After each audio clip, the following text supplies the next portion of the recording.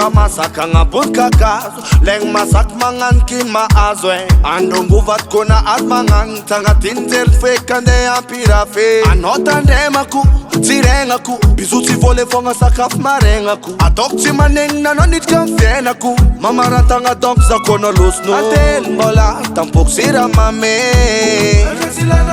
Ena fama tuli La nampia nga gara dupwe Nepa puti nantafa na mbuli nulo Mbola uluku amnya farang myalukuize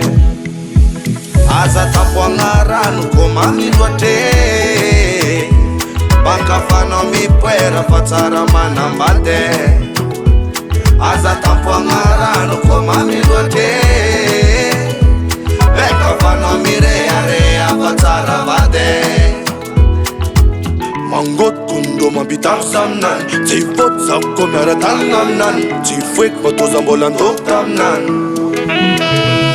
Faza vanga no vyafkara kitanga Faza neka no karafanya vitanga Karandara basika keknda no masingei Simens fanga kila Nyara no fonga za vyav na tamagisu Sina seno sira no vat kusartiku Nitande makutweti marubeka zero eti sarapulo Atel mbola tampok sira mame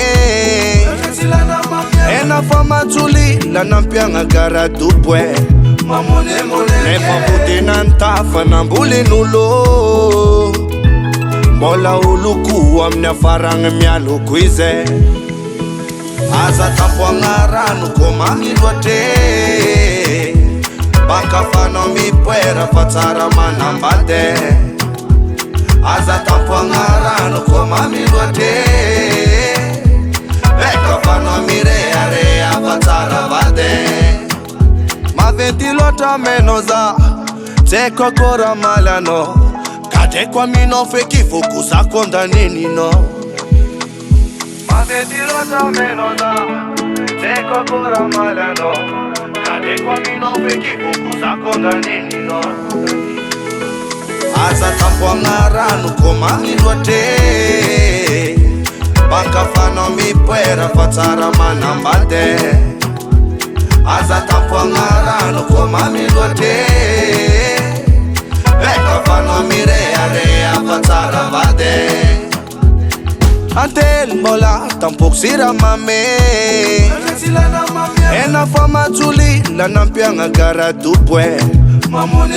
Nepa puti nantafa na mbuli nulo Mbola ulufwe kwa mnya farang myalukuize Don's Miller on the beat.